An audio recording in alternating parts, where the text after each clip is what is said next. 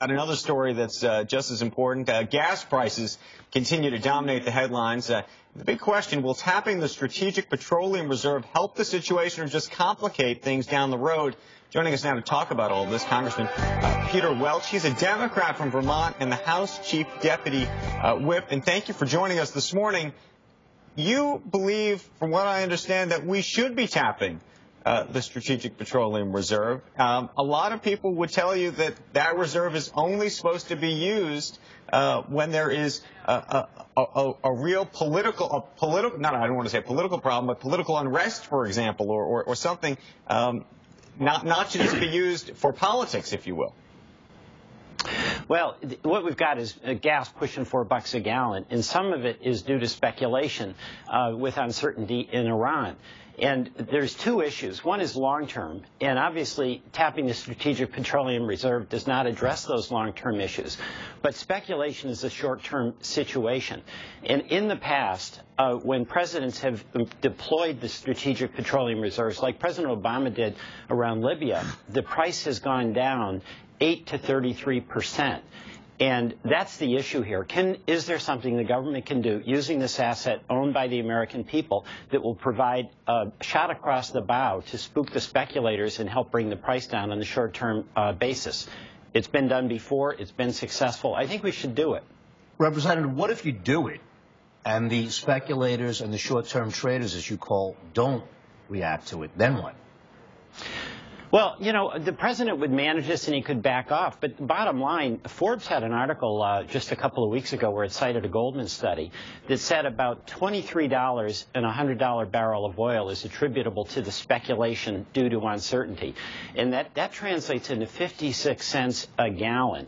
You know, both President Bushes used this. They said, hey, we've got to provide some help to our consumers. This high gas price, as we all know, is a threat to a very fragile recovery. So it's a tool you can use. The history shows that it's worked, 8% to 33%.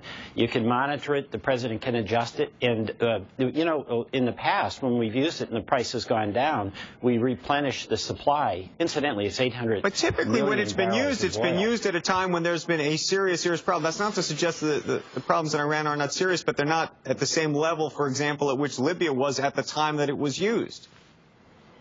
Well, you've got a point. There's a debate about where you should use it. Some people would say we ought to be almost at war before we actually deploy it. My view is somewhat different. I actually think that when there is this speculation, you know, the futures market has really transformed commodities. It used to be like 80% of the folks who participated in it were end users, like airlines or fuel dealers or farmers, and 20% were traders. It's flipped. It's about 80% traders and 20% end users. We've got to use a tool that's available to us, in my view, to provide some short-term relief that sends that shot across the bow to the speculators to make them fear that they'll be on the wrong side of the trade. It's very similar, by the way, to governments when they've gotten involved in the currency markets to try to protect their own currency. Congressman, am I correct that I recall reading something recently that the reserve right now is at its peak levels and almost at capacity? So it really That's right. Yeah, so we are at a point where we can't add to the reserve very much anymore. That's correct. That's exactly right. Go ahead. Well, if it doesn't work, what's the backup plan, I guess, to try and attack prices at least for the short term and then for the long term? Well, there's a second thing we can do in the short term, and that's fund the Commodity Future Trading Commission. You know, that has become the battleground, the continued battleground for Dodd-Frank. But the Commodity Future Trading Commission has to be the cop on the beat to make certain that there's not manipulation in the futures market. The budget's been cut about a third, and I've got legislation in with a few colleagues that would fund the CFTC, just like the SEC, the Securities Exchange Commission, is funded, with a very small pennies on a transaction fee that would then make certain that we had an adequately funded cop on the beat. By the way, traders in the futures market and in the securities exchange want to have an adequately funded cop on the beat. But, Congressman, I mean, that's suggesting that what's happening here is that there's somebody with a malicious intent who's doing something wrong who's running. There are many people who look at the policy we've undertaken with the Federal Reserve with making sure that we have so much liquidity out there, and when you have so much liquidity, there's going to be money money that looks for a place to go. One of those places is the commodities market. Right. We've had sitting presidents of the Federal Reserve, like James Bullard, who have told us that they believe that policy is partially responsible for the run-up. Well, it very well could be, and I'm not using speculator as a four-letter word here. I'm just saying that we've got to deal with the reality that this $4 gasoline is really having a bad impact on consumers. It's having a bad impact on some of these small businesses that Eric Cantor was talking about wanting to get going. So I have a modest view of this. It is a short-term tool, but it's a tool that we can use. History shows that it has been effective in giving an 8% to a 33% reduction in price at the pump. So why not use it? That's my point. I just want to go back real quick. You mentioned this $23 in terms of speculative premium. I think you cited a Goldman report on that. Right.